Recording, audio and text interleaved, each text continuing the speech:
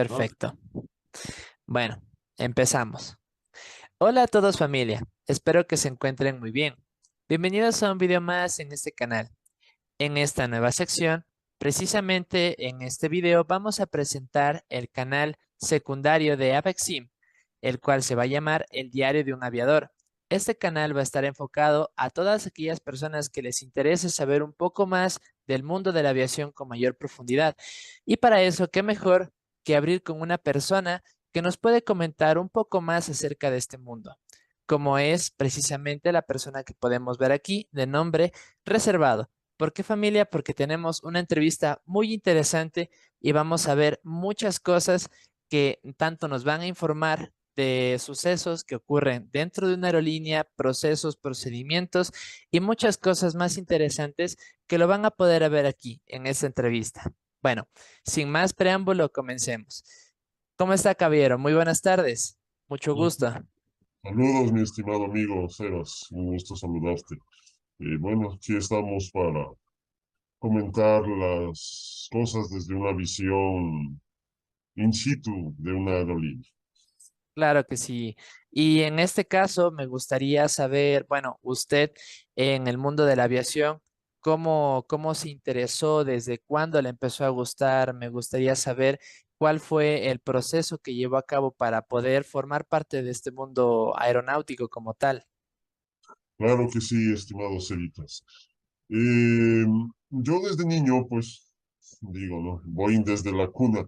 Me acuerdo los primeros regalos que nos dio mi papá eran unos Boeing 707, unos pequeños modelos a escala, y que nos regalaba mi hermano y a mí. Nosotros justo vivíamos acá en la aproximación final del antiguo aeropuerto Mariscal Sucre, entonces desde niños siempre veíamos los aviones llegando por la casa. Entonces, adicional a eso, mi papá de niños, antes, bueno, acordarás que en el antiguo Mariscal Sucre había un balconcito.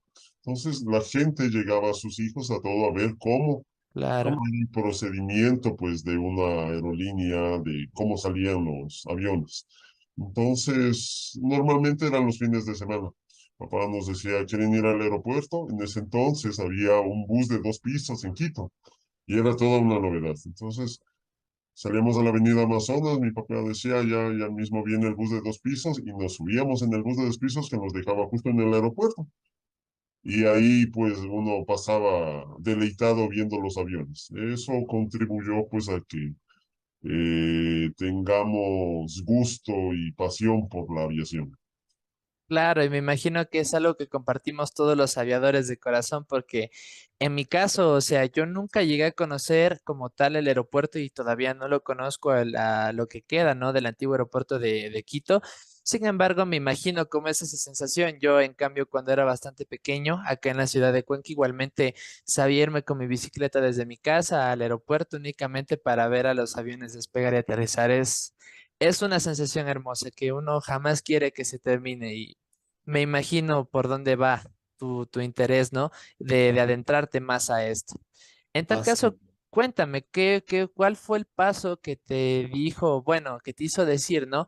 Bueno, vamos a entrarle con todo esto, de verdad me gusta, es una pasión que he tenido desde niño, ¿por qué no hacerlo realidad? ¿Cuál fue ese paso? ¿Qué fue lo que sucedió para que tú te animaras a dar ese primer paso? Bueno, en primer lugar me acuerdo que yo ahí con los compañeritos del colegio, pues había un compañero nuestro que él quería hacerse piloto, mecánico de aviación, ¿no? Entonces contaba, porque ya en el colegio, pues uno va teniendo no otros gustos, sino por tus estudios más o menos te decides por las ramas de las ciencias exactas, ¿no? Ingeniería, cosas así. Con la mayoría de mis compañeros nos lanzamos por la ingeniería. Pero había un compañerito que decía, no, yo quiero hacerme mecánico porque ganan bien. Bueno, el tema económico siempre está presente. Claro. Entonces, después de mi breve paso por la Universidad Politécnica Nacional, Mm. y ese es otro tema, eh, ya después me decidí, dije, bueno, ahora, ¿qué hago? Me acordaba de las palabras de mi amigo. Entonces había visto por la cuando pasaba por las instalaciones de la ETAC aquí en Quito. Le dije un día, me entré a averiguar. Entonces ahí estaba el que fue nuestro coordinador de carrera y él nos vendió la idea de despachador. Entonces, porque algunos entrábamos con la idea de ser controlador ¿cómo se llama esto? Controlador de tráfico aéreo. Pero él, como había trabajado en el departamento de licencias de la DAC y era despachador, entonces, muy buen vendedor. El señor nos convenció totalmente de seguir despacho y nos Claro. vendió la idea y nos gustó, ya nos dejó el bichito. Entonces, ya pues por ahí comienza mi camino en la aviación. Me Eh, parece bastante interesante lo que nos comentas porque yo creo que si hay algún momento en el punto de la vida de todo aviador o de todas las personas que somos amantes y fanáticos de la aviación, que algo nos inspira, o sea, tenemos ya dentro de nuestra infancia, ¿no? Algo que queremos, algo que nos gusta, algo que vemos todos los días, que nos gustaría vivir, que nos gustaría experimentar y solo falta el pequeño paso para decir, bueno, me voy, me dedico. En ese caso, sí, comparto tu experiencia porque yo de mi parte, hace no mucho, más o menos en el año 2018-2019, igualmente, bueno, yo me encontraba pues saliendo de la escuela, colegio como tal, ¿no? Y pues yo quise decantarme primeramente por la aviación porque es algo que me gustaba igualmente a mí desde muy pequeño, de igualmente, o sea, como digo, me gustaba ver a los aviones aproximar y Cuenca, bueno, es una ciudad bastante pequeña y se ve a todas luces cómo los aviones llegan al aeropuerto. Es un espectáculo interesante y siempre me gustó, pero desgraciadamente en un principio no hubo cómo darse esa oportunidad y bueno, ya con el paso del tiempo, pues se pudo dar, ¿no? Y sí, sí, en ese sentido, pues puedo entender, ¿no? Ese interés, pero bueno, es un pequeño pasito que cada uno hemos dado para acercarnos a lo que nos gusta, ¿no? Así es, pues, mi estimado Sebas. Yo me acuerdo aquí en Quito hay el Centro Comercial Bosque. Bueno, no sé si no hay problema con decir el nombre de la institución. No, no, no hay ningún problema. Claro, el Centro Comercial El Bosque pues tiene un mirador bastante amplio, lo que era el antiguo aeropuerto. Entonces, las mesas más disputadas y las que más interés siempre estaban de llenar eran las que daban al aeropuerto. No es que justo en la aproximación del Labrador llegaban todos los aviones y como el Centro Comercial El Bosque es aquí en un lugar alto, tú veías de primer plano mejor que nada la aproximación de los aviones o cuando despegaban. Era un espectáculo increíble.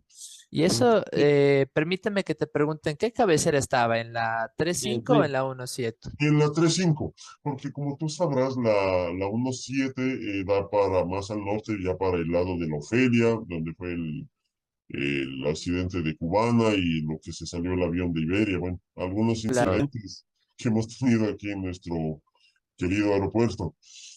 Pero sí, el Labrador daba para la pista 3.5. Entonces, del bosque, cuando tú vengas aquí a Quito algún día, bueno, ahorita es la estación de transportes del municipio de Otrole, ¿no? Pero tú desde ahí, si miras viendo al norte, viendo a la izquierda, ahí está el centro comercial del bosque, que tiene unos tremendos ventanales y te daba una visión espectacular, mejor que palco, de la aproximación de los aviones, lo que aterrizaban, y era muy, muy, muy bonito, súper chévere. Entonces, todos Claro. creo que compartimos esa sensación bueno, ahora que el aeropuerto ya se fue un poquito más lejos a Tababela, pero por la ciudad es ¿cómo se llama? Las aproximaciones instrumentales pasan, entonces los que somos fanáticos de la aviación, cuando oímos el avión ya sabemos por dónde pasa y hasta no Sí, verlo, uno no descansa. uno ya más o menos se conoce la ruta por donde pasa. Me pasa. Exactamente.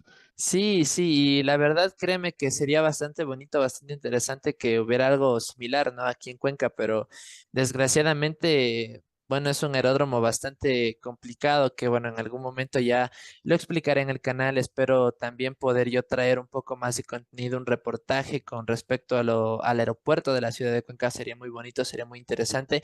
Igualmente pasarme por allá por los aeropuertos, los distintos aeropuertos del Ecuador, porque me parece que cada uno tiene su historia y cada uno tiene algo que contar, ¿no? Pero bueno, en ese caso, aquí desgraciadamente se puede a medias. ¿Por qué? Porque precisamente en la cabecera de la 06, pues está la aproximación y a menos de, ¿qué será? 20 metros del umbral de pista, pues está una calle bastante transitada y a plenas luces se puede ver la aeronave cómo va aterrizando, incluso esto de uno encima, literal. Se ve cómo la aeronave pasa enfrente de uno, encima de uno y cruza para la pista. Entonces, Qué chévere. sí, es un espectáculo a medias que cualquier persona que pueda ser entendida en esto, pues podrá saber lo peligroso que es, ¿no? Lo que está pasando, pero es espectacular, es un espectáculo grandioso. Pero bueno, continuemos. En tal caso, cuéntame, bueno, me estabas diciendo que fue de esta forma en la que te gustó, ¿no? Te interesó entrar como despachador. ¿Cómo fue esto? ¿Cómo tú lo estudiaste? ¿Cómo tú lo viviste? ¿Qué fue lo que más te gustó, lo que te interesó para entrar, ¿no? Como despachador. Ya, bueno, una pequeña acotación nomás del aeropuerto de Cuenca. Normalmente la aproximación usada por todas las aerolíneas es por la 24.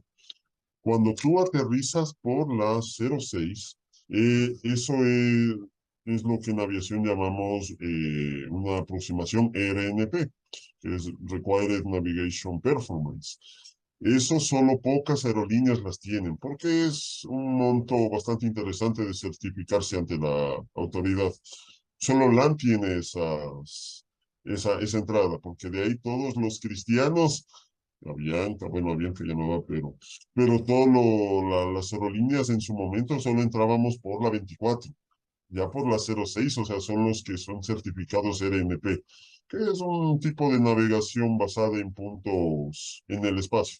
Ya más adelante te explicaré. En puntos en referencia en el espacio. Sí, de verdad es algo bastante interesante porque, bueno, esto va ya un poquito más a lo virtual, pero algunas personas que estamos dentro del mundo de la aviación en simulador, pues la habremos hecho. Algunas personas, estoy seguro que estarán viendo esto, que la habrán practicado, que la habrán realizado y es bastante interesante de realizar. Y para aquellas personas que, bueno, hayan visto los videos que están en el canal subidos en el principal de Avexim, pues podrán ver que es bastante complicado aterrizar por la pista 06. De primeras, porque se encuentra mucha cercanía de elevaciones a la aeronave como tal, y es muy, muy complicado.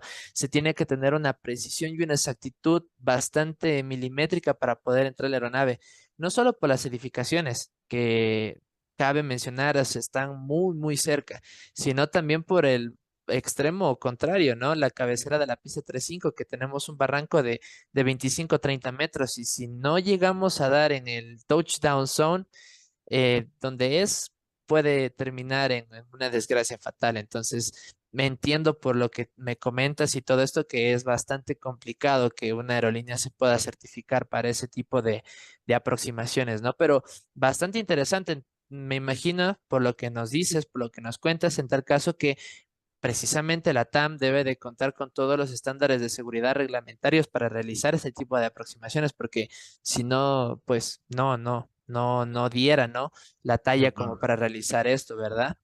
Bueno, estamos hablando de una aerolínea que fue considerada hace algunos años la cuarta mejor en el mundo. Entonces, LAN es un imperio económico, marca, o sea, es como la Coca-Cola. Es burda la comparación, pero Claro, sí, es icónica en el mundo de la aviación, sí, es una de las más antiguas. sí, líneas aéreas nacionales de Chile, ¿no? Perdón. Pero obviamente eso lo haces siempre y cuando tengas una mala visibilidad o las condiciones adversas para aterrizar por la 24. Normalmente, Claro. cuando hay niebla o cuando es muy urgente, ya haces el RNP. Pero normalmente es la 24 y esa es chévere. Te metes un poquito a lo que es el paute en la carta Sí, y a 18 millas del borde Cuenca, pues ya comienzas el descenso a 15.000, de 15.000 pies a 11.700 si no estoy sí, mal en la carta. El descenso zulo de la 24. Claro que obviamente, como tú sabes, eso se va actualizando, ¿no? claro, Más por el tema de legalidad, porque casi la aproximación no cambia, sino que los pilotos en las aerolíneas siempre te dicen, por favor, téngame la carta ya legalizada o la carta actualizada. actualizada. Por el Va. tema de que la DAC te pide que toda la documentación dentro del avión debe estar actualizada, si no es una pequeña infracción. Claro, me imagino. Y en ese sentido, bueno, sí puedo decir que es algo también interesante a destacar que precisamente la aproximación que nos comentas es una en donde ya han habido varios incidentes, varios accidentes. Igualmente, uno de los más icónicos y más recordados siempre va a ser la desgracia de Tame, ¿no? Del 737 que fue precisamente de Tame, ¿no? Que se estrelló en el 83, desgraciadamente dejando bastantes vidas, ¿no? En su deceso, ¿no? Perdón, en lo que se estrelló, ¿no? En lo que se accidentó. Claro, Yo tuve la oportunidad, perdón, yo tuve la oportunidad de visitar el sitio del accidente y bueno, es un reportaje que igualmente me gustaría traerles aquí al canal. Espero pronto poderlo editar, poderlo subir. He dejado un poquito abandonado el canal, pero ha sido por cuestiones, bueno, que han estado viendo que estoy desarrollando igualmente el escenario de Cuenca. He estado trayendo mucho más contenido, queriendo traer más aquí al canal para ustedes, familia, para que lo disfruten, para que lo vean, para que sientan de primera mano lo que es más o menos una experiencia cercana a volar. Y bueno, a los que les gusta todo esto, ¿no? Pero en ese sentido, bueno, ya volviéndome al tema, tuve la oportunidad de ir al sitio del accidente y de verdad que muy poco se puede distinguir, pero es evidente, es muy evidente que ahí pues pasó algo, ¿no? Se nota en algunos de los árboles que todavía yacen ahí del día del accidente, que se encuentran trizados, algunos que bueno, no se han vuelto a la vida o siguen vivos, digamos, pero se encuentran dañados. En la colina ahí sí hay claras señales visibles de lo que fue en su día el accidente, de la tierra removida, montículos y todo esto, pero fue una experiencia bastante interesante porque desde arriba de la colina Bashun prácticamente se puede ver la pista y no les faltaba mucho para aterrizar. O sea, fue un suceso que cegó la vida de muchas personas y de forma casi innecesaria, porque bueno, para los que recordarán, yo ya hice la reconstrucción, ¿no? Del accidente y básicamente fue por un tema de error humano, tanto de la tripulación como bueno, de la aerolínea y que ya vamos a ir un poquito más en materia más adelante lo que pasó y lo que es la aerolínea como tal que nos comentes un poquito, pero a breves rasgos, digamos, hubo una serie de negligencias que están en el reporte de la GI. Eso es algo que cualquier persona lo puede investigar, lo puede ir a ver, que fueron factores que determinaron bastantes cosas, una serie de sucesos, una cadena de hechos que lamentablemente desembocó en este desenlace, ¿no? Pero bueno, es precisamente una de las aproximaciones, como tú decías, que sí, la gran mayoría de gente se decanta por ella. ¿Por qué? Porque tenemos una radioayuda muy importante que es la ILS. Pero sin embargo, igualmente seguimos teniendo un riesgo, ¿no? De colisión con el terreno por la baja visibilidad. Desgraciadamente no es una pista que permita realizar una aproximación ILS con un piloto automático, porque sabemos que es la pista demasiado corta y sí se tiene que hacer la aproximación manual, al menos la aproximación final para poder frenar la aeronave con seguridad. Pero sí, me parece bastante interesante los datos que nos acabas de comentar de la ciudad de Cuenca. claro, mi querido Sebas. Bueno, tú sabes que, bueno, la radioayuda es la referencia y como te dice la regulación, tú tienes que aterrizar en el 60, o sea, frenar en el 60% de la distancia de frenado efectivo. Si tú al rato de, o sea, como aerolínea, como nuevo prestador de servicios, si quieres entrar a Cuenca y quieres certificarte para Cuenca, tienes que demostrar ese párrafo que te acabo de decir, que está en la RDAC 121 en el lado de performance. Pero bueno, Claro. contestando tu pregunta de cómo comenzamos estudiando esto, ya pues cuando tú ya te inscribes en la ETAG y ya comienzas a ver el pensum de las materias, vas avanzando de poco a poco, como un niño, ¿no? Primero gateas, después caminas, después corres. Primero te dan lo que es fundamentos de aerodinámica, el anexo 14, aeródromos. Ya después avanzas en tus estudios con lo que es regulaciones, legislación aeronáutica. Después ya viene el plato fuerte, que es performance, peso y balance, planificación. Y después complementariamente vas viendo otras materias que son procedimientos operacionales, que es certificación de aeropuertos, certificación de una aerolínea, plan de emergencia, y todo ese plan, ese compendio de materias que te acabo de describir, tú las ves bueno, en mi promoción fue 3 años. Otros compañeros tengo que han sido, hacían el curso en menos tiempo. Pero bueno, mi promoción la hizo en 3 años. También tienes que complementar con prácticas en el aeropuerto y así vas aprendiendo en este mundo, estimado Sebas. Claro, en tal caso me gustaría saber si actualmente todavía sigue existiendo algo, una escuela de instrucción precisamente para esto, privada, eso lo facilita a lo mejor, como estábamos conversando, bueno, por externo a la conversación, Talma, alguna operaria tal vez de aeropuerto, y si es así, pues de cuánto más o menos sería el costo, cuánto estaríamos hablando de que nos costaría pues obtener, ¿no? Este tipo de certificación, este tipo de licencia, ¿no? Para operar o para trabajar en el aeropuerto. Ya, te cuento, mi estimado Sebas. Esto es lo que le hace bonita a la carrera. Nuestra carrera no es como con el respeto del resto de la comunidad académica, pero nuestra carrera solo es pedida a petición de la Dirección de Aviación Civil, o sea, de la autoridad.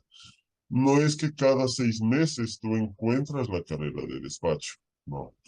Eso es de acuerdo a requisitos pedidos de la aviación civil con la venia de la autoridad, es que se realizan los cursos en ETAC.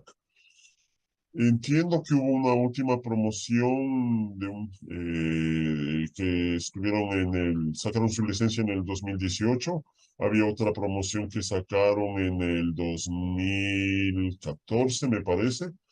Pero en la ETAC normalmente se hacen los cursos de seguridad. Eh, ya las aerolíneas, pues cuando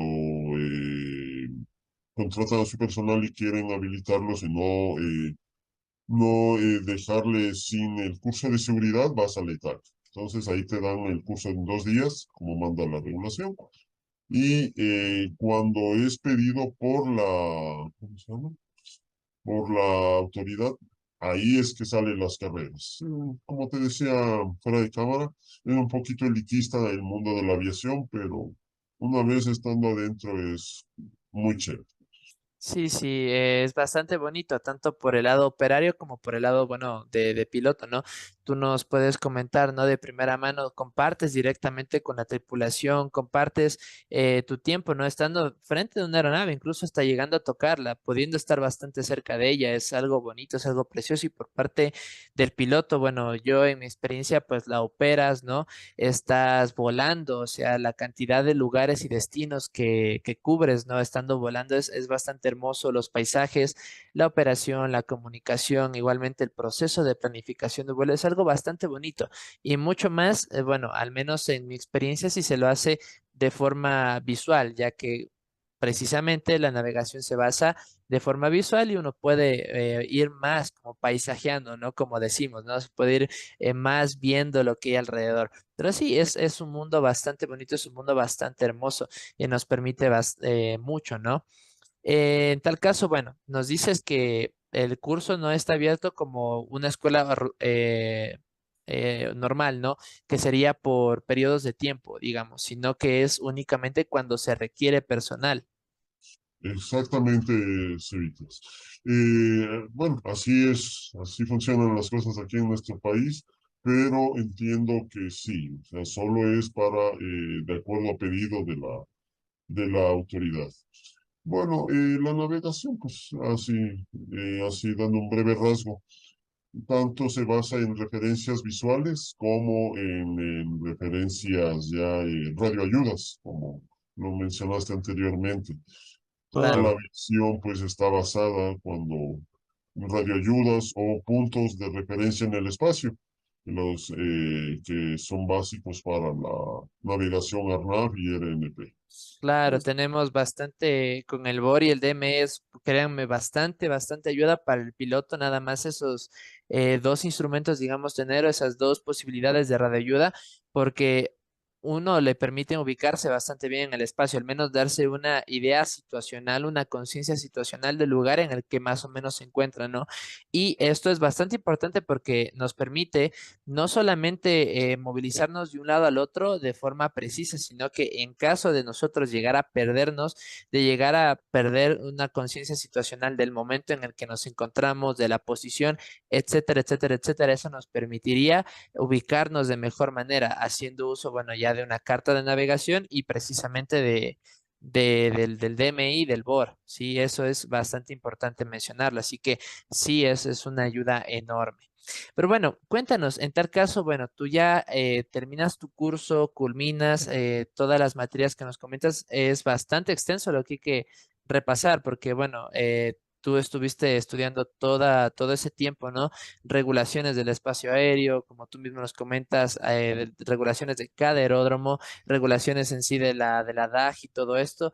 En tal caso, me gustaría saber, después de que tú ya te recibiste, ¿no? Como despachador, ¿qué tan fácil o qué tan difícil fue encontrar trabajo? ¿Qué tuviste que, cómo tuviste que obtener la experiencia necesaria como para entrar a trabajar en el aeropuerto? ¿O ya de la escuela en la que estuviste estudiando, pues te ofrecían un puesto laboral?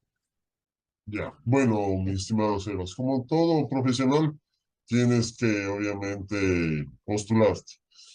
El proceso de la experiencia la vas ganando en las prácticas, porque la carrera está diseñada para que, bueno, normalmente son 300, 250 horas de práctica, pero en mi promoción, pues, se extendió un poquito más el tiempo. Entonces ahí vas conociendo un poquito más el oficio. Es un proceso largo. Tú como tal tienes que, antes de que te den la licencia, tienes que completar las prácticas, te da un informe de prácticas la aerolínea para la que, o las aerolíneas para las que tú completaste. Después de eso, tienes que dar un examen, estudiar el banco de preguntas de 1000 preguntas. Tienes que estudiar, tienes que sacar como mínimo 80% de las 100 preguntas. Son 100 preguntas al azar. Entonces tienes que estudiar eso, ahí incluye de todo, fraseología, aeródromos, todas las materias que viste a lo largo de 3 años están resumidas en esas 1100 preguntas. Claro, Esas Esas, me 1100 imagino. preguntas. Perdón, Sí, me imagino que incluso también algunas preguntas ya no tanto solo de la materia, sino también ya enfocadas un poco como los consejos que les daban sus propios instructores, ¿verdad? Alguna que otra cosa, tal vez se les ponía en el examen o eso no no, pasaba. más es técnico, o sea, te preguntan de todas las materias que te describí anteriormente, aerodinámica, aeródromos, peso y balance, planificación, todo lo que hace un despachador. Ya, tú después de, esa es la mitad, apruebas ese examen con mínimo 70-80%. Después tienes que rendir un chequeo ante la autoridad. ¿Qué es un chequeo ante la autoridad? Tú realizas un despacho como si ya estuvieras trabajando. Miras manuales, sacas cartas de pista, sacas la temperatura que es máxima, no, Estoy hablando mal. Con la temperatura sacas el peso máximo de despegue que te permite la aeronave para donde hiciste las prácticas. Tienes que conocer los manuales de la empresa donde hiciste, porque llega el inspector y te va preguntando. Entonces tienes que estar tranquilo, no nervioso. Un poquito difícil, pero bueno, Sí, es a bastante trabajar. difícil, más Se cuando va a uno está trabajar. en el proceso de evaluación. Ya. Y una vez que tú ya apruebas eso, ya te mandan el informe, eso va a la autoridad evalúa su informe y te notifican después. Sabe que su chequeo fue aprobado, por favor venga a tomarse la foto. Entonces ahí sales contento en la foto de la licencia. Ya después Sí, de eso vas postulando como todos los profesionales en este país. Tienes que ir postulando a donde haya las ofertas de trabajo y en nuestro caso, pues, tuvimos la suerte de contar en una aerolínea Claro. importante de aquí del país. Y sí, así, en sí, tal o sea, caso me gustaría precisamente preguntarte, ¿cuál fue la primera aerolínea en la que entraste a trabajar? Bueno, tú ya te postulaste, hiciste todo este proceso, estudiaste, diste exámenes, rendiste, te preparaste. Cuéntame, ¿cómo fue ese momento la primera vez que entraste en una aerolínea como tal? ¿Qué aerolínea fue? Claro, si es que se puede saber. Claro, ya, o sea, trabajando ya con sueldo y todo, porque como te digo antes, haces prácticas. Hicimos prácticas en desaparecidas aéreo, hicimos prácticas en Centurión, Skylist, que es de un carguero, un MD-11 que llegaba al antiguo aeropuerto. Bueno, sigue llegando, ¿no? Pero con otro modelo. También hice prácticas en LAN, y después, ya para cuando entré a trabajar legalmente, entramos en la desaparecida TAMI. Wow, entonces me imagino que tú viviste de tu propia mano, como tal experiencia propia, el proceso que fue la desaparición, digamos, o el quiebre de Ecuatoriana de Aviación y la posterior integración de LAN como tal, cuando ya empezó con su división aquí de LAN Ecuador. No, mi querido Sebas, yo estudiaba en ese entonces o incluso estaba por descubrir lo que era la carrera de despacho. Eso fue muy posterior, fue mucho antes de estudiar.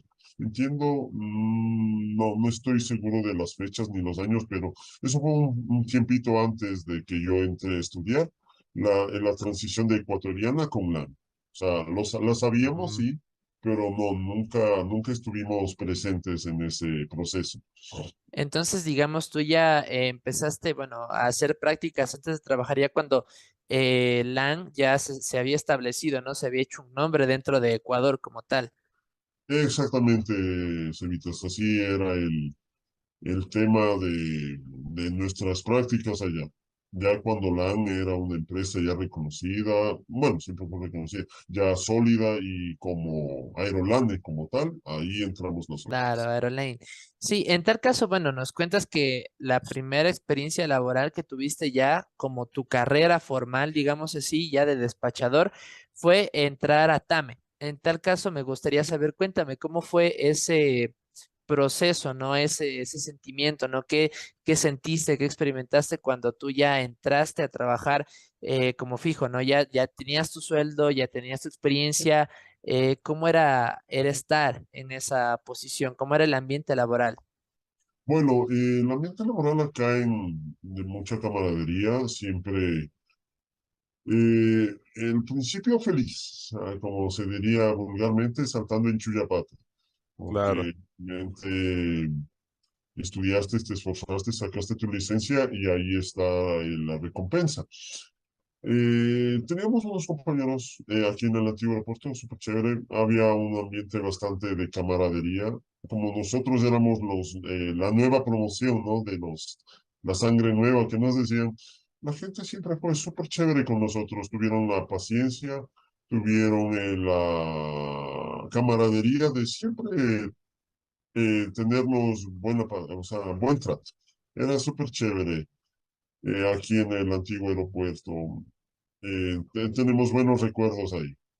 Me parece algo bonito, me parece algo chévere que haya sido, bueno, así que hayas tenido un buen ambiente laboral, ¿no? Porque más que nada tú estás empezando, ¿no? Y me gustaría saber, ¿no?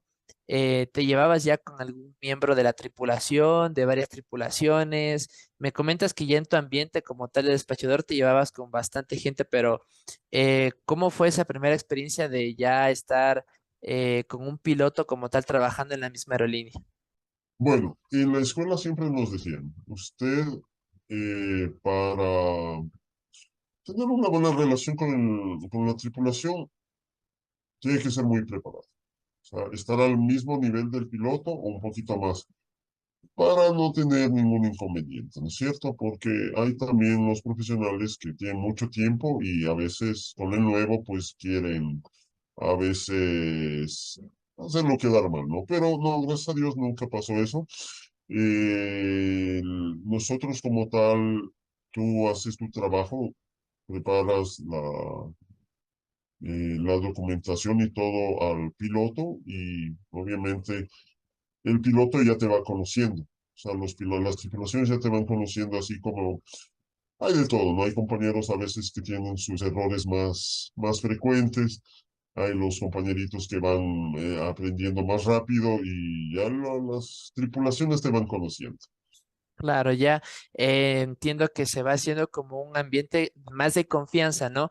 Tanto comienzan a conocerte a ti, tanto como persona, como tu forma de trabajar y igualmente viceversa, ¿no? Exacto. Y bueno, me parece perfecto que haya sido de esta forma, porque claro, me imagino deben haber bastantes situaciones en las que el despachador con la tripulación no se llevan o no se entienden y puede dar lugar a alguna situación, ¿no? Pero bueno, en tal caso, me parece por el momento que has tenido un muy buen comienzo, ¿no? En toda tu carrera, desde que empezaste y te decidiste a estudiar, ¿no? Como tal, a prepararte, a dar los exámenes, a postularte. Dentro, obviamente, me imagino deben haber habido algunos altibajos, pero por el momento vamos bastante bien, o sea, digamos profesionalmente. Claro, bueno, no sé más, tú sabes, pues hay el CRM que se habla ahora, los Resources Management, que ha ido evolucionando. Y eso lo que tiene de finalidad es que haya buena relación entre todos los actores que están involucrados para que salga un vuelo adelante. Entonces, claro que a veces, como hemos visto en algunos programas del cable, a veces no hay una buena relación en cabina y eso es lo que causa un accidente. Entonces, a través de todos estos programas de capacitación de CRM, se trata de minimizar ese impacto y tener una buena relación con tus compañeros de trabajo, pilotos, tripulaciones, nosotros también somos parte de la tripulación, no somos la tripulación en tierra. Exactamente. El- no. O lo que se conoce en inglés como el ground crew. Exacto, el Grand Crew o la tripulación menor. Nosotros no, recuerda que el despachador también va en la aeronave con la tripulación menor cuando en la estación de regreso no hay un despachador que te prepare los papeles de regreso. Entonces ahí el despachador va a bordo y regresa con la tripulación. Me parece bastante interesante. En tal caso, bueno, ahorita ya de lo de la entrevista, nos queda un minuto y medio. No te preocupes, esto lo evitamos. Sí, sí, eso no, Vuelves. está bastante interesante la conversación, la verdad. Y sí hay algunas cosas por ahí, por ejemplo, lo que dices del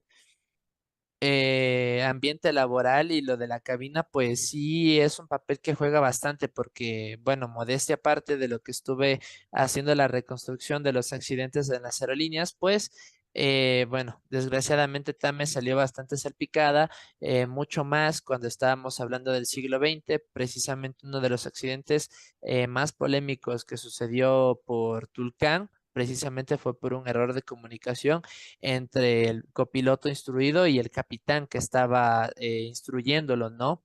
Entonces, bueno, ahí hubo un problema de comunicación no solo entre ellos, sino también con la torre de control que lamentablemente terminó pues en este suceso. Bueno, familia, estamos de regreso. Tuvimos un pequeño corte técnico, pero todo bien. Todo bien, familia. Bien, estábamos hablando de tu ambiente laboral, ¿no? Y la relación que tenías tanto con la tripulación en tierra, ¿no? Y también en vuelo, ¿no? Con los pilotos. En tal caso, me gustaría saber de todo lo que nos has comentado en tu experiencia y todo lo que fuiste viviendo a lo largo de tus años en la aerolínea. ¿Qué crees que es lo más difícil que te tocó hacer? Por ejemplo, hablando de un tema operacional o administrativo o en sí algo que la aerolínea, digamos, tenga dificultades en general por la operación o algo que se tenga que hacer. ¿Qué crees que es lo más difícil al momento de operar? Bueno, tú manejas bastantes variables, ¿no? En realidad, las dificultades en una aerolínea son, un día no es igual al otro. ¿No? Hey, por ejemplo, me daba risa porque había compañeros que eran un poquito salados, otros que, bueno, nos pasaba alguna cosita de vez en cuando. Pero básicamente lo difícil que tú te enfrentas es cuando tienes amenazas naturales. Por ejemplo, cuando fue la erupción del Cotopaxi en el 2015, eso fue un avispero porque Claro, yo había estado, yo entraba al mediodía, un compañerito había madrugado, entonces a él le tocó, chuta, a él le tocó saber dónde estaban los aviones, comunicarse, porque ningún aerolínea, ningún avión podía aterrizar aquí en Ecuador, en México, ¿no? Estoy hablando aquí en la terminal de Quito. Por la sencilla razón de que la ceniza, cuando se esparce en el ambiente, es tóxica para los motores, o sea, claro, no es muy recomendable. Entonces todos los aviones se fueron a todos lados. Por ejemplo, un avión que venía del Coca se fue a Manta. Otro avión que venía de Cuenca se fue a Esmeraldas. Y así teníamos un montón de aviones dispersados por todos lados. Yo tengo un claro, compañero que él viajó todo el país. Verás, por ejemplo, él tenía que irse tenemos en ese entonces un vuelo a Macas, él se fue a Macas, pero se fue por el oriente, porque había restricción de ceniza aquí en la en la aerovía principal. claro, Y tuvo que ya, después de Macas, no es seguro todavía. Ándate a Cuenca ya. Después de Cuenca, ¿qué pasó? ¿Ya está abierta la terminal de Quito? No, ándate a Guayaquil. Después, chuta, Chuta. aquí está, ya hasta eso eran las 3 4 de la tarde. No, ándate, saca un avión Esmeraldas. A estas horas, más o menos, cerca de las 6 de la tarde, estuvo saliendo de Esmeraldas para llegar como a las 7 de la noche acá a Quito. Entonces, claro, me imagino, debe de haber sido, y más que eh, nada el coste de operación que implica, ¿no? Tanto combustible, operativo, el costo de estar en tierra, ¿no? Con las Naves creas, paradas. el ATR era un avión económico. Como tú sabes, los aviones de ala alta consumen menos combustible. El ATR asimismo tiene ala alta, la empresa francesa. Francesa e italiana, que me parece que son los fabricantes de Sí, ATR. francés, italiana, europea es un conjunto de tres Sí, fábricas, entonces sí. el ATR es económico. Entonces, lo chistoso es que más o menos ya después de que todo el mundo ahí se peleaba peor que un congreso, eh, ya decidieron que ahí sí, el mayor avión que teníamos nosotros, aunque no estaba legalmente autorizado para ir a Guayaquil, pero como tú sabes, en un caso de emergencia, la misma emergencia te hace saltarte los procedimientos establecidos. Claro, Terminó con la gerencia de operaciones que al A330 que iba a Nueva York, lleven a toda la gente damnificada o la gente quedada aquí en Quito por todos los vuelos que se cancelaron, que se redirigieron, que se fueron a otro lado. claro, Más o menos a estas horas, 5 o 6 de la tarde, se llenó el A330 tenía capacidad de 277 asientos y fueron 277 personas quedadas de todo el día. Mi compañero que era habilitado en A330 él despachó ese vuelo, pero decían que por poco la gente no iba parado. Era a full ese avión. Y ese es un wide body, o sea, tiene tres claro. filas. Bastante, no, Era, tenía una configuración de Economy Class bastante grande. Es sí, sí. grandísimo. Entonces, los 277 plazas disponibles para que tienes ese avión, se fueron en ese. Eso fue lo más complicado que nos pasó. Normalmente, a veces cuando tienes imprevistos de ceniza, de derrumbes, por ejemplo, el terremoto que hubo en el 2014, estaba recién inauguradita la ruta Collas. Entonces, cuando hay terremoto, pues no es seguro aterrizar acá en Claro, el aeródromo de origen. Entonces, pero fue un poco leve. Ya cuando fue el terremoto del 2016, eso fue también otro avispero. Porque ahí fue en la noche, ¿no? Yo me acuerdo del claro, siempre era complicado porque teníamos full vuelos. Tenías un vuelo a Manta, un vuelo a Cuenca, el vuelo a Guayaquil, uno de los tantos vuelos que hay a Guayaquil. Y más noche tenías los internacionales, pero bueno, ya estábamos, estaban ya los chicos de tráfico embarcando el de Manta, entonces ya estabas controlando, ya el de Cuenca salió, no, al revés, el de Cuenca estaba ya embarcando cuando el de Manta salió primerito, chévere, salió el de Manta, en medio vuelo el terremoto, ahí temblamos. Por suerte acá no fue tan grave como fue en la costa, ¿no? claro. Se sentía que temblaba, ya nos cogimos ahí de las columnas y fresco. Después por la radio, como tenemos todo se derrumbó, todo, el mismo control de área de Guayaquil, pues no podía operar. Directamente al FIR, digamos así. El FIR no podía operar, no ves que los controles la FIR es en Guayaquil. Claro, y Es estamos hablando de que el FIR es el más grande, el el que que manda. controla, el que controla el espacio aéreo más grande, o sea, El que controla el espacio aéreo. Bueno, Ecuador es pequeño, como tú sabes, ¿no? bueno, una Eh, mayor extensión, digamos, de terreno. claro, exacto. Entonces yo me acuerdo que ahí oímos por la radio, por la HF, que decían que el TAME 133 regresaba. Así. Sí, no podemos aterrizar. Entonces yo le digo a la supervisora, oye, le digo, ¿sabes qué? Estoy viendo aquí en la radio que el 133 se demora.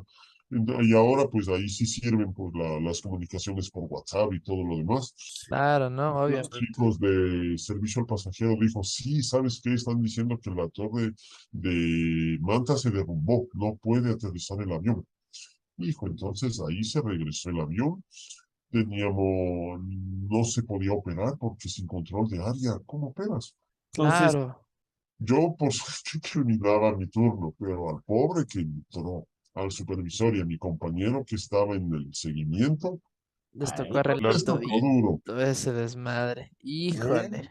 Tocó chuta. duro, pero claro, yo ya me vine acá, fue relajado, vimos las noticias. Bueno, en ese entonces, te acuerdas que el antiguo gobierno no permitía que haya la difusión de las noticias. Los canales Claro, intentando a todo dar, por poco, creo yo. sí, Y sí. Sí. Fue por la prensa colombiana que nos enteramos y ya, yo llegué acá a la casa y ahí ya nos enteramos que sí, que había sido complicado y ya después se vio las imágenes, ¿no? Que Manaví se llevó la peor parte. eso fue lo Claro, más que estaba cerca era el epicentro importante. básicamente. Era ahí en Pedernales, básicamente, ¿no? Entonces, Pero Sí, ya, ahí fue, nuestro país es ahí pequeño. fue. Y allá fue desde aquel trabajada. entonces ninguna aeronave ha volado a Manta y según tengo entendido están en planes o ya están terminando la terminal, valga la No, sí está Redundancia. volando. Sí, sí vuela Avianca y estaba volando. No, nosotros después continuamos volando, sino que, verás, en ese entonces había, cuando remodelaron el aeropuerto de Loja, se hizo la Catamayo, Claro. había el aeropuerto donde llegaba la gente era Gualaquiza. El aeropuerto ahí. Y había una torre desmontable en Gualaquiza, que la DAC tiene. Esa torre desmontable fue a Manta, hasta que construye. Entonces, Sí, sí. Wow. fue con la operación de Manta, mi estimado Sebas. ¿Y cómo es eso de la torre desmontable? A ver, está interesante, a ver. Esa, No me la bueno, sabía. yo eso de la torre desmontable tampoco, o sea, a profundidad no la sé, pero entiendo que es una estructura que te permite, como los puentes Bailey. Más o menos si cachas lo que es un puente Bailey, ¿no? Es un puente que Sí, utilizaba el ejército de Estados Unidos para corregir algún desastre natural. Ahí armaban sus vigas de metal y el puente Bailey, ¿sabes cuál es? El del Chichi. Ese es un puente Bailey. Pero bueno, es un puente más reforzado. En Baños también cuando hubo una erupción del Tungurahua por el sector de los pájaros, también hubo un puente Bailey y ahí se quedó. Entonces, entiendo que más o menos ha de ser así la torre desmontable. Claro. Pues, había una torre desmontable que la edad tenía, la utilizaba en Gualaquiza y esa se llevaron a Manta. Hasta que los Yo, gobiernos posteriores. Yo pensé que había quedado la pista destrozada, ¿no? Como fue el epicentro, pues, bueno, sabemos que la pista es de un material o incluso está más resistente que el concreto, pero Claro. Bueno, es de híjole, acuerdo al PCN del aeródromo, ¿no? Es Sí, un pues, claro, que de cada aeropuerto. pero sí pensé yo que, chuta, estaba la pista en malas condiciones, pero según vi estaban en proyectos de remodelación, entonces ya lo han terminado el aeropuerto. ¿Hace cuánto más o menos se terminaron? Sí, ya recién, así como unos pocos meses, incluso quieren hacer un vuelo Manta a Panamá, porque bueno, como tú sabes, desde todos los aeropuertos internacionales se puede salir. Claro, por servicio de aduanas y migración. Exacto, o sea, aduanas, migración y Sí. policía y todo ya.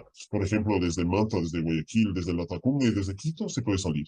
Por eso alguien cuando me decía, no, Cuenca sería chévere que sea internacional, o sea, n- no, n- no está No, fácil. mijo. no no, es tan fácil. Y Y yo, y primero yo, Tienes que tener una no pista sé más tú, grande. tú como operario, pero yo como piloto le veo Bien difícil. difícil que sea internacional. Mira que si ese momento que estábamos hablando, bueno, de lo que te comentaba, ¿no?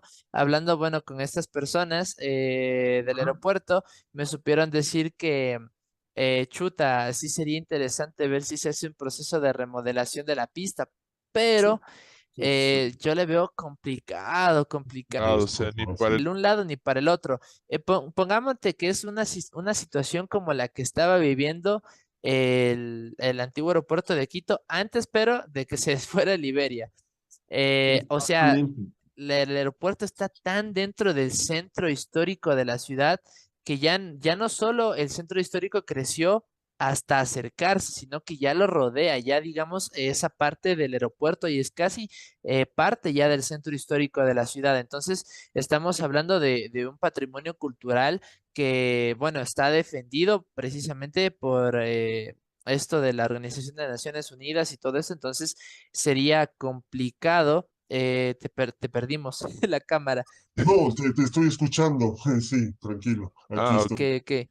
Bueno, entonces, perdón, lo que decía es difícil, ¿no? Es un patrimonio protegido por estas organizaciones, ¿no? Entonces, terminar con eso para ampliar la pista, yo lo veo bastante difícil que puedan conseguir los debidos autorizaciones, ¿no?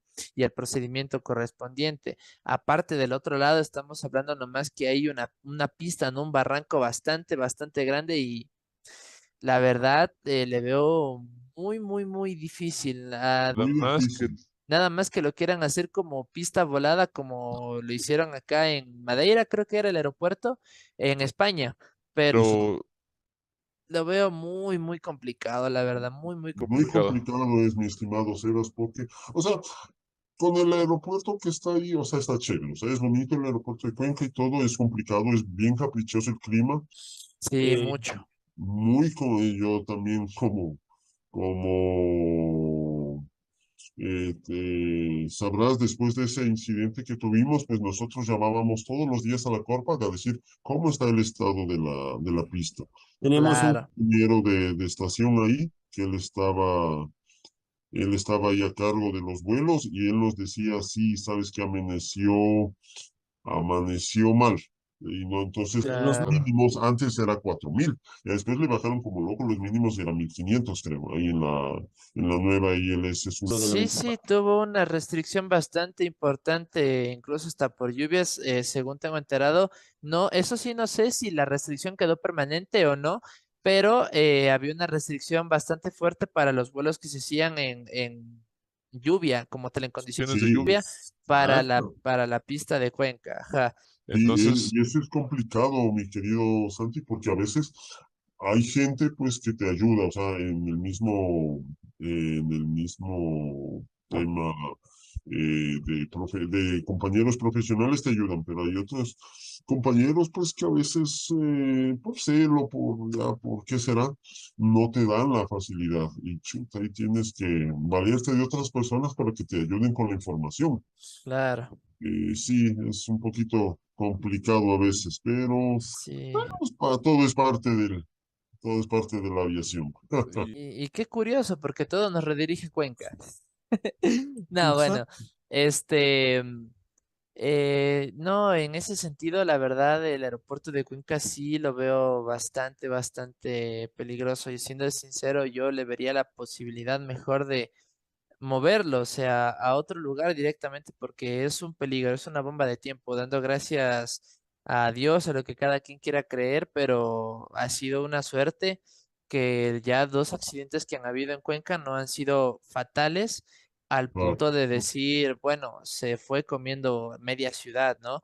Porque Claro. recordemos, familia, que no fue el único accidente del Embraer 190 de TAME, sino que también hubo otro que precisamente está ya subido en el canal, que es el caso del 737-500 de la aerolínea Air Cuenca, de la recién nacida Air Cuenca, que Claro. también casi perdió pista ahí y bueno, por una buena maniobra de la tripulación, pues pudieron entrar en calle de rodaje Delta y se salvaron de salirse. Sin embargo, pues fue lo que los condenó, ¿no?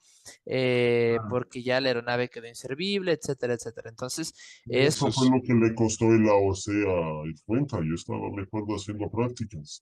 Y Sí, había. sí, sí, pues la chica que siempre venía a dejar ahí a la jefatura del aeropuerto de Quito la carta de cancelación, porque por ese descuido, pues es que como tú sabes, en la aviación no hay espacio para el error. no, Eh, no hay Es un espacio. solo error y después la muerte o después Claro. contarlo desde la clandestinidad. Claro, ¿no? Y es que eso es una verdad, familia, porque en sí un accidente aéreo se da no porque una aeronave es insegura, no porque un piloto no esté preparado, sino porque un solo error, como efecto dominó, desencadena una serie de sucesos que desembocan lamentablemente en un incidente o en un accidente aéreo. Por ejemplo, bueno, un mal despacho de la aeronave, por parte del despachador, ¿no? En eso tú me sabrás decir, ¿no? por, Claro, o sea, Claro, normalmente nosotros siempre apuntamos a eso, o sea, que nunca te puede pasar eso.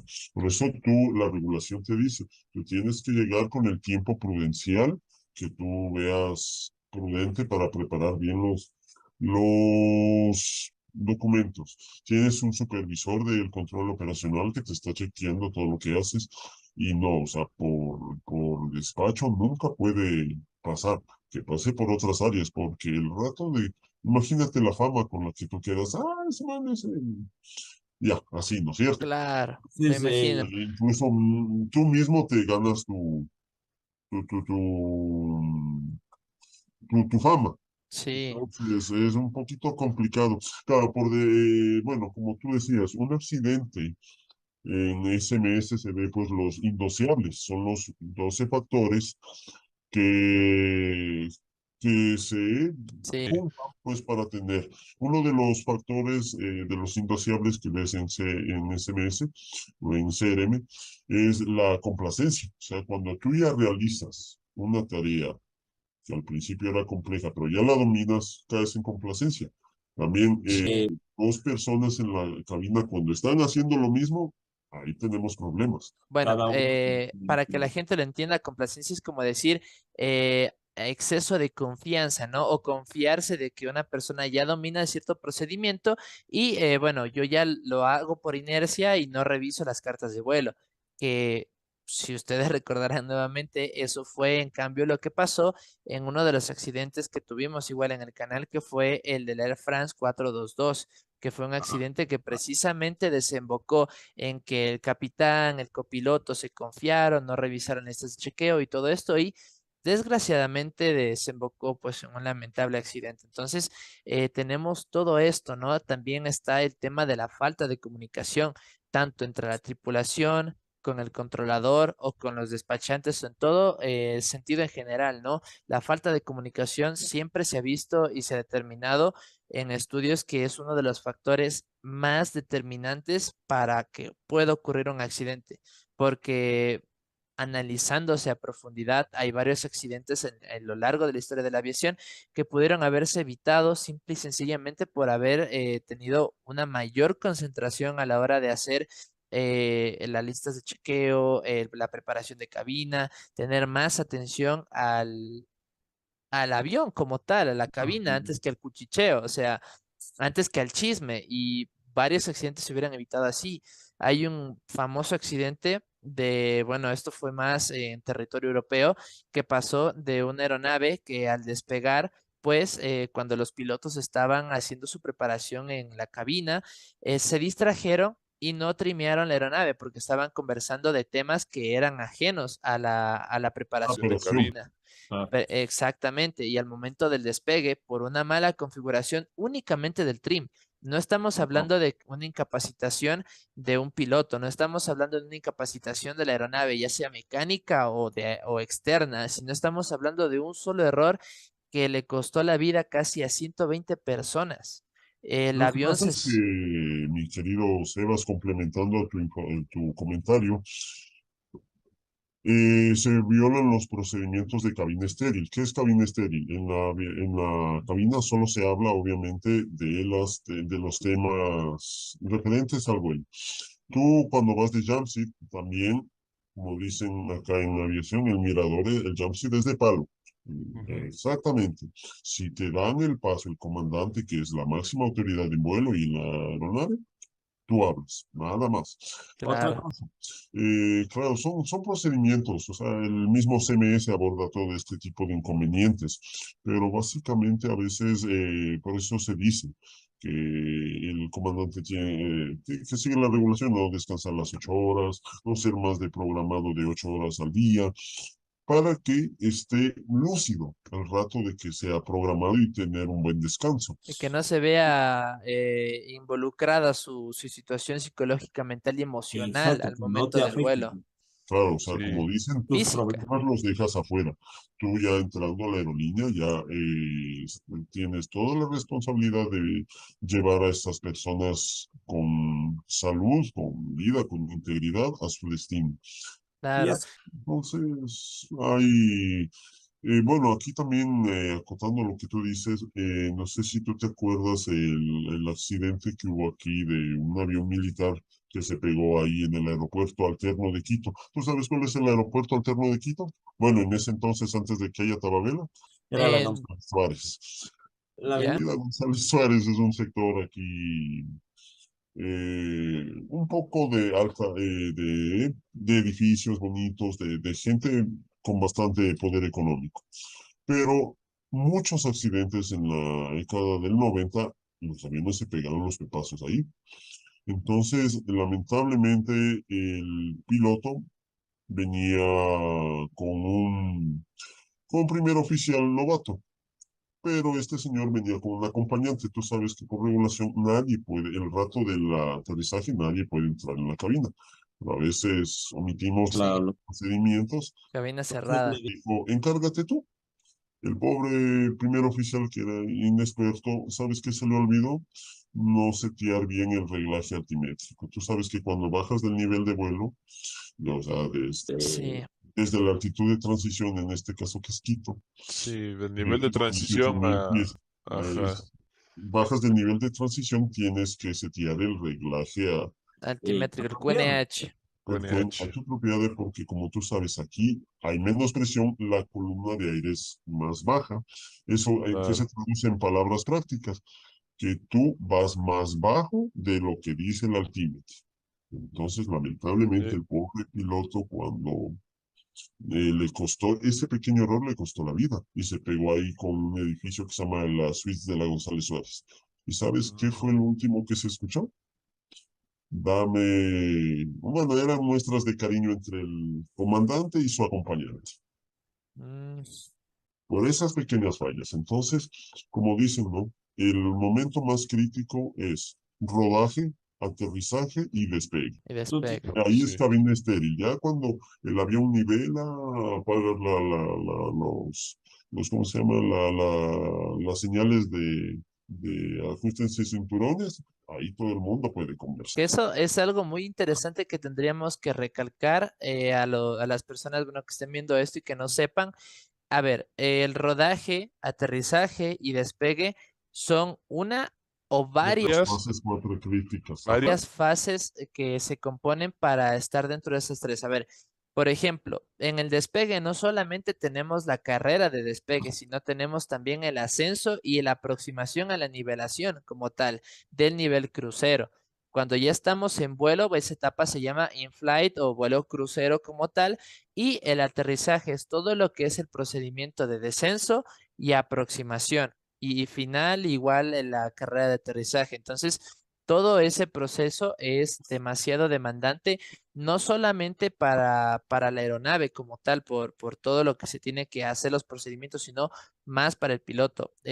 Comunicaciones como tal, como vemos, reglaje altimétrico, lo que ustedes han visto en algunos de los videos que han podido ver de las navegaciones y vuelos que hemos hecho en el canal, se acusa códigos transponder, se siguen con los procedimientos de listas de chequeo, se realizan los cálculos que, bueno, se hacen antes, pero sin embargo a cada rato se los va revisando durante el vuelo, cartas de navegación que se revisan las calles de rodaje, se ven lo que es la TDA, la asada y todo esto de la pista para el despegue, top of climb, top of descent, todo esto es lo que el piloto está acostumbrado o tiene que, mejor dicho, acostumbrarse a lo largo de su carrera a manejar y manejarlo bien para evitar que cualquier tipo de inconvenientes, cualquier tipo de accidentes se lleguen a dar por una falta de atención, un mal cálculo o como, bueno, acaba de mencionar, ¿no? Un mal ajuste de algún sistema de la aeronave, porque, o sea, ustedes han visto, familia, un ajuste altimétrico es una perilla básicamente que se mueve y que es la que nos da la indicación de altitud, que pareciera ser insignificante por cómo se dice, ¿no? Pero es bastante importante porque da una referencia al piloto de la altura a la que se encuentra, y si estamos en una situación de poca visibilidad cerca del aeropuerto o cerca de elevaciones y tenemos humedad visible, nubes o alguna cosa por el estilo, nuestra visibilidad se ve reducida. Y lamentablemente, si uno lleva un mal ajuste altimétrico, como en este caso, pues llegan a pasar los accidentes o los incidentes. Entonces, es bastante importante tener esto en cuenta. Y qué bueno que sale el tema porque es algo que me hubiera gustado desde un principio, pues hablarlo contigo, ¿no? Y poder comentárselo en sí, en general, a nuestros seguidores, ¿no? A las personas que pues ven esto y quieren aprender un poco más. Claro, complementando un poquito lo que tú decías al despegue, bueno, tú sabes que el rato del despegue hay cuatro segmentos.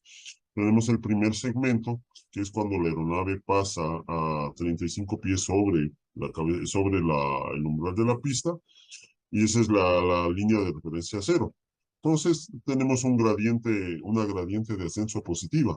También tenemos el segundo segmento, que es cuando ya el tren de aterrizaje se pliega y se lleva al level off, que es una gradiente del 2,4%, que ya lo profundizaremos más a fondo para los que no entienden, Claro. y se llama el segmento de librar obstáculos. O sea, por ejemplo, aquí en Quito, bueno, en el aeropuerto actual de Tababela es casi, cuando despegas de la 36 es casi libre de obstáculos, aunque hay montañas casi ya muy Claro. al norte. Pero ya después tenemos el tercer segmento, es donde limpiamos el avión, o lo que se dice en la carrera de los pilotos, que es retraer los flaps. Y Claro. el cuarto ascenso es lo que tú decías, pues el ascenso. Y esto todo se da cuando vas despegando, mi querido Sebas, como una pequeña acotación para los Sí, seguidores. y es que precisamente es así, o sea, lo que tú te refieres a lo de los porcentajes es el régimen de ascenso que más o menos se tiene que tener en la aeronave para tener un muy buen, valga la redundancia, ascenso, ¿no? Esto para evitar colisiones como tal. Y bueno, esto es parte de todo lo que se tiene que hacer, el proceso que se tiene que llevar.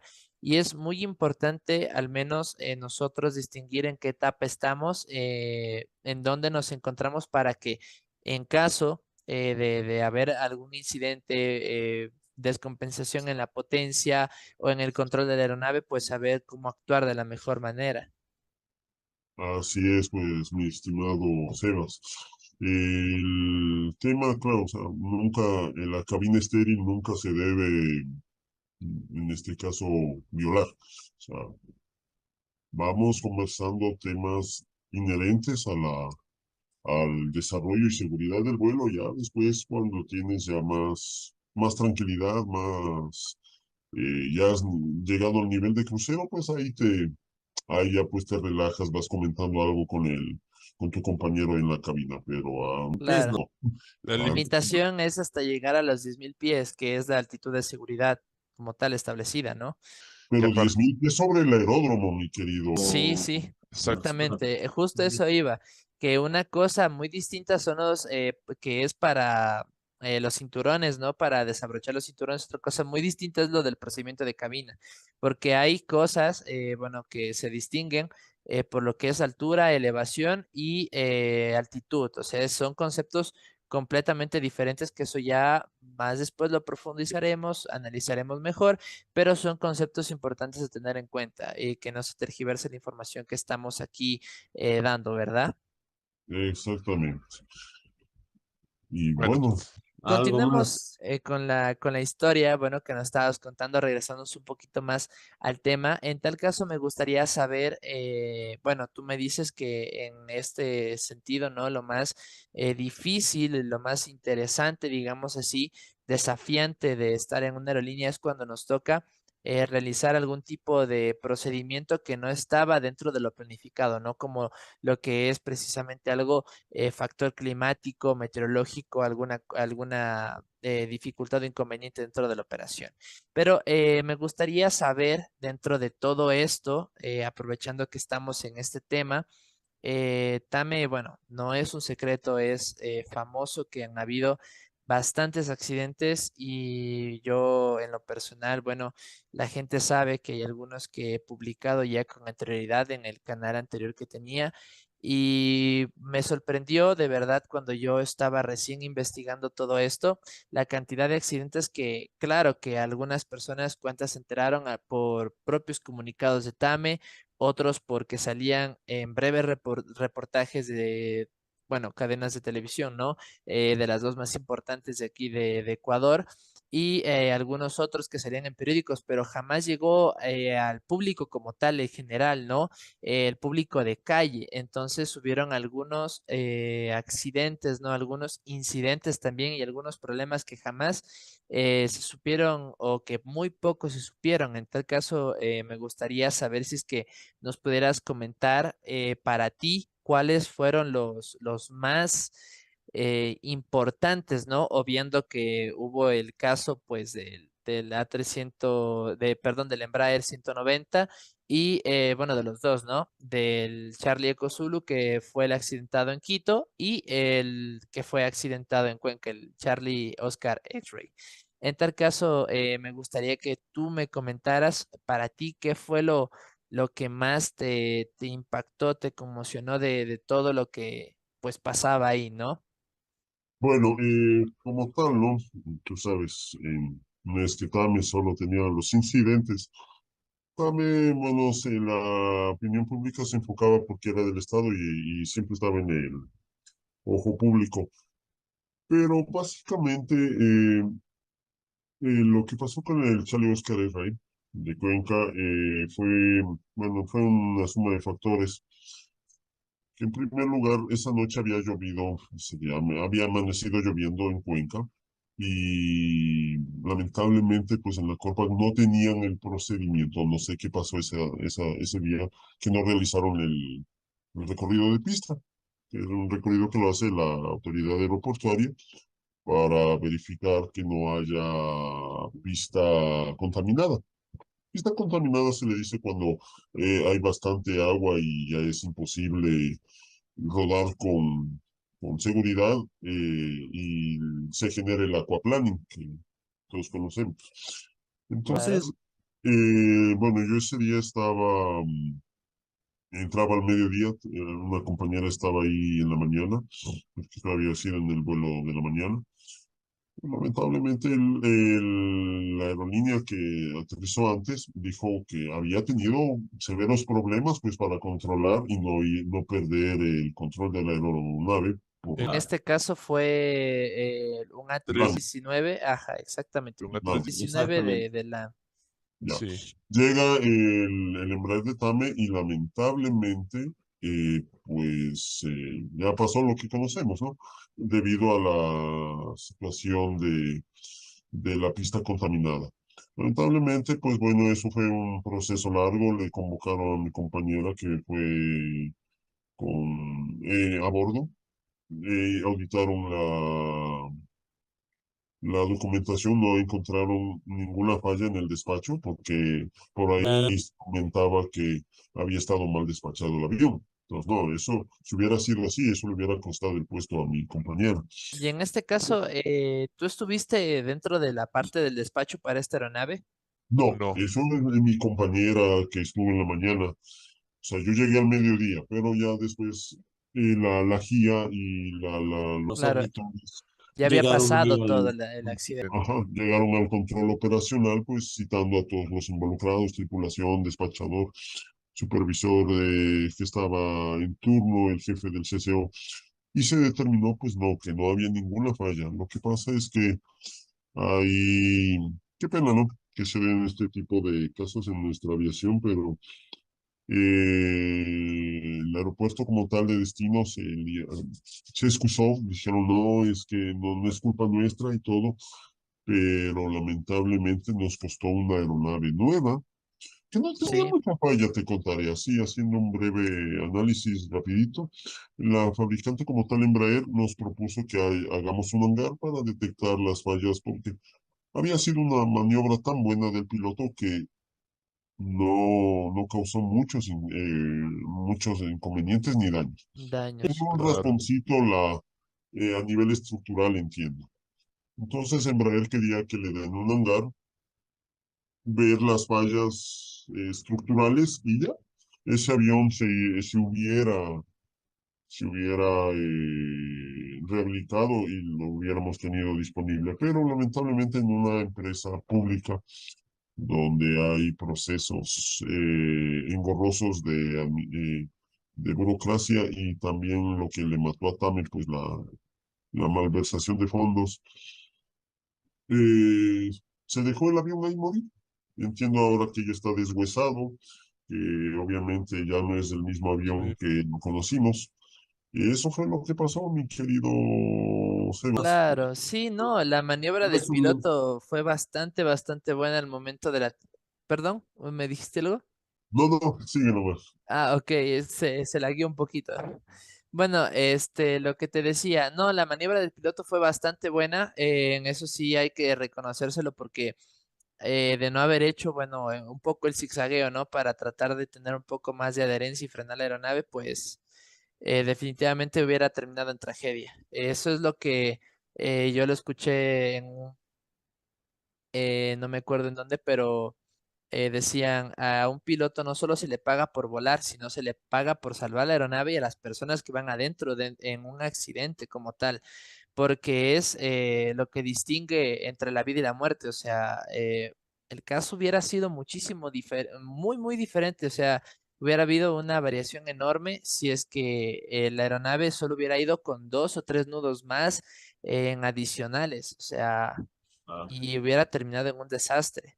Y sí, me imagino, eso me parece interesante lo que me comentas, lo de Embraer, porque eso jamás llegó al ojo público, jamás se comentó nada de que la aeronave podría volver a volar. Bueno, obviamente me entiendo que debe ser información reservada, sin embargo, si había la posibilidad, ¿por qué no? Era una aeronave bastante buena, o sea, estaba la aeronave en muy buen estado. Yo varias veces la pude ver de cerca, pues en el lugar en el que estaba, en la rampa, que estaba estacionado a un lado de la pista. y pude ver que la aeronave, bueno, sí había sufrido algunos daños, pero era reparable. Bueno, familia, tuvimos que hacer otro pequeño corte, improvisado, pero bueno, estamos aquí. Bueno, estábamos hablando un poquito de la aeronave, ¿no? De lo que pasó en la ciudad de Cuenca, lo que la aeronave está ahorita ya desmantelada, básicamente, ¿no? Y me parece, para cerrar, bueno, con el tema, porque, bueno, por una cuestión un poquito de horario, bueno, un compañero invitado, pues, tiene que retirarse. Sin embargo, está programado, está totalmente invitado para una segunda parte. Nos parece un tema bastante interesante, más que nada poder conocer un poco más el tema operativo a nivel en la vida real, ¿no? De una forma más cercana, saber cómo de verdad son las operaciones tanto en la vida real, ¿no? Bueno, como decíamos, pues me parece interesante, ¿no? Que la aerolínea haya básicamente rechazado la idea por completo de, bueno, básicamente reconstruir una aeronave que estaba casi 100% nueva. Era una aeronave que no tenía, creo que más de 3 años en servicio, y para una aeronave que en promedio puede tener una vida de 40 años, o sea, es una aeronave bastante nueva y de verdad no entiendo por qué no se arriesgaron por esa opción si les podía traer muchos beneficios. O sea, a lo largo, en unos cuantos vuelos, un cuanto periodo de tiempo, pues podían haber recuperado esa cantidad de dinero, esa inversión, digamos así. Pero bueno. En tal caso, mucho gusto haber conversado contigo. De todo corazón te agradezco por tu tiempo. Espero que te hayas sentido cómodo. Espero que te haya gustado esta entrevista. Te agradezco, como te digo, por todo lo que nos has comentado aquí. De verdad has nutrido bastante la información, ¿no? De este canal y más que nada nos has permitido conocer un poco más de cómo es este mundo de la aviación para todas aquellas personas que, bueno, les gustaría empezar en el mundo de la aviación y no saben cómo, pues tienen una idea. Pueden empezar como un despachador y pueden poco a poco ir progresando o pueden ir poco a poco abriéndose camino como ustedes gusten. El sueño está ahí, la idea está ahí, nuestra ilusión que tenemos para nosotros poder avanzar a cumplir este sueño, a dar un paso más, acercarnos a lo que tanto queremos, pues está ahí. Es nada más un momento de nuestra vida, es una cosa, una casualidad que nos hace dar ese paso. ¿Y por qué si podemos hacerlo? ¿Por qué no animarnos, no? En tal caso, bueno, algo que te gustaría decir a ti. Y claro, mi estimado Sebas, bueno, mucha personal pues se enrola como pilotos, despachadores, comienzan como agentes de tráfico, seguridad, estibadores. Mucha gente comienza así en el mundo aeronáutico y poco a poco van teniendo la oportunidad de costearse un estudio, un curso y llegan a cumplir su sueño. Muy agradecido, igual Sebas, la apertura, muy chévere tu espacio, éxitos. Muchas Y, gracias. y claro, como tú lo supiste manifestar, estaremos aquí, sí, para una segunda parte, con mucho más información y que tengas muchos éxitos siempre en tu vida profesional también. Muchas gracias. En tal caso, te agradezco una vez más por tu tiempo y por acompañarnos en este espacio. De todo corazón a ustedes, familia, espero que les haya gustado esta conversación, les haya servido de utilidad, que les haya gustado. Si es así, por favor, denle like y compártanlo y háganmelo saber en los comentarios. Suscríbanse y activen la campanita de notificaciones para que estén al pendiente de todos los próximos videos que se estarán subiendo aquí en este canal para ustedes, familia. Y sin más, me despido. Esto es el Diario de un Aviador y nos vemos en un próximo video.